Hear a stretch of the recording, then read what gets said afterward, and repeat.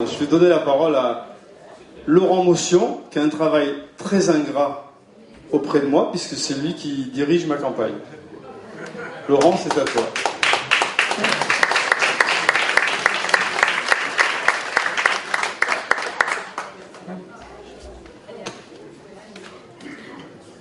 Chers amis, d'abord, si vous êtes à la recherche d'un emploi, surtout ne prenez pas la fonction de directeur de campagne. C'est très compliqué, c'est très prenant, et c'est peu rémunérateur. Donc c'est pas une bonne solution. Je voudrais vous dire ce soir le plaisir, c'est important, le plaisir que j'ai d'être avec vous. Quand on fait de la politique, moi je suis pas comme M. Génotel, je fais de la politique et ça fait très longtemps que j'en fais. Je peux vous dire que quand on va tracter un samedi matin, au mois de novembre, quand il fait froid, qu'on est en 2011 et qu'on le fait pour Nicolas Sarkozy, on apprend le métier, on sait ce que c'est nos responsabilités. Donc, quand on fait de la politique, dans les périodes difficiles comme dans les périodes plus fastes, alors oui, on aime être en campagne. Alors oui, ces soirées comme celle-ci sont des moments de pur plaisir. Parce qu'on mesure, ces soirs-là, l'impact de notre investissement. Je vous remercie d'être présents. Je vous remercie de montrer de l'intérêt pour l'avenir de notre ville. Je vous engage à nous soutenir. Je vous engage à être derrière nous. Et je vais vous expliquer pourquoi.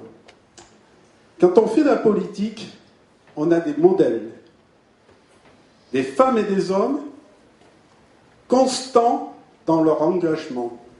Des femmes et des hommes qui, par leur action, ont marqué l'histoire contemporaine de notre cité. Des femmes et des hommes qui, par leur humanisme, forcent le respect. J'ai la chance ce soir d'avoir à ma table deux modèles, Paulette Labattu et Michel Lopez. Vous pouvez les applaudir.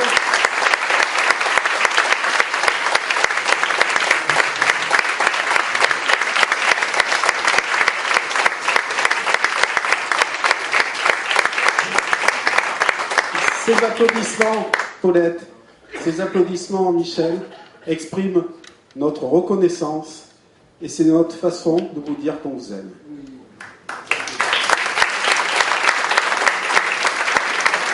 Je salue mon président, en tout cas je délègue à Patrice le soin de le faire, Jérôme Perra, parce que Jérôme a toujours été à mes côtés à chaque fois que j'étais en campagne auprès d'un candidat. Avec Nathalie Delattre, en 2002, Nathalie Delattre qui aurait pu devenir députée, qui était à 48% au second tour, qui a failli battre de Guilaine.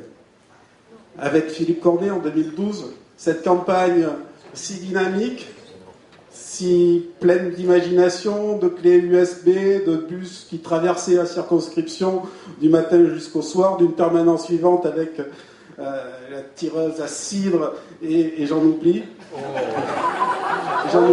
Cette convivialité, oui, quand on a vécu ces expériences, je crois qu'on peut porter un regard lucide sur la campagne que nous sommes en train de mener. La reconquête est en marche, les vents sont porteurs et je vais vous en donner les raisons. Pour gagner Périgueux, nous devons répondre à 4 exigences. La première, c'est d'avoir un bon candidat. Franchement, la question ne se pose plus. Avec Antoine, on est satisfait. D'avoir une liste, c'est compliqué. Une liste, c'est une conjugaison de talents, mais de talents qui sont rassemblés autour d'une idée, de talents qui sont au service d'une ambition. Ce sont des talents qui jouent collectif. L'unité de l'équipe, c'est ce qu'il y a de plus important.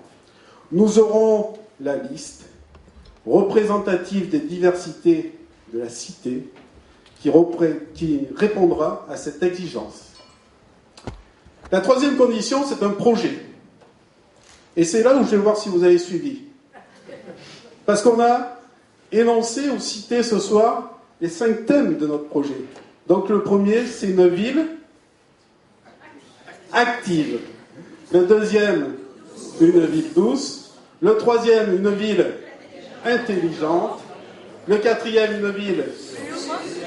Et enfin, une ville. Bien. C'est un bon début.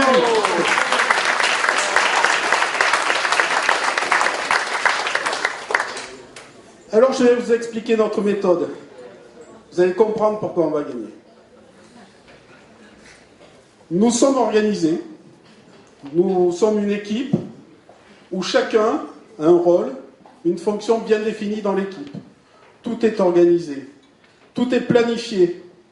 Jusqu'au soir du 30 mars, à part quelques imprévus, notre chemin est tracé.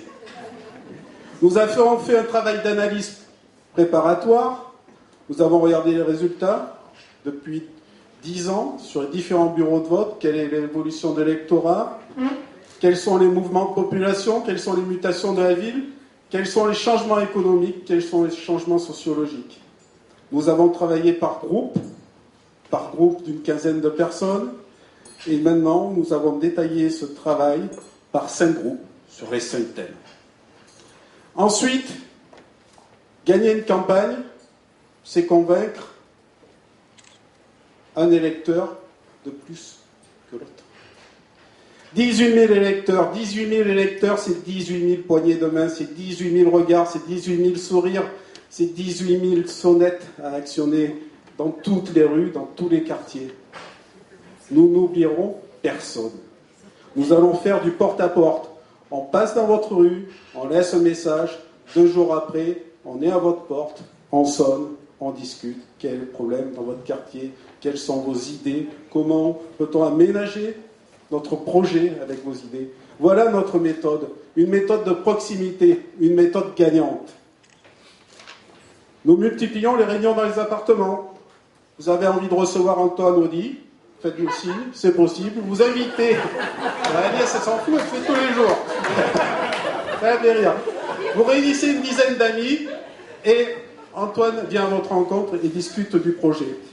Les éléments de communication sont en train de se mettre en place.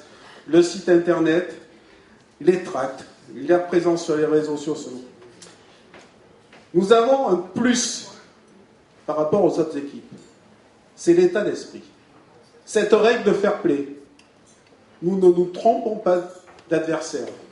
Nous avons des concurrents et un adversaire, M. Moirand. Nous ne tomberons pas dans la calomnie, les petites phrases, les attaques personnelles. Ce n'est pas notre marque de fabrique. Alors pour toutes ces raisons,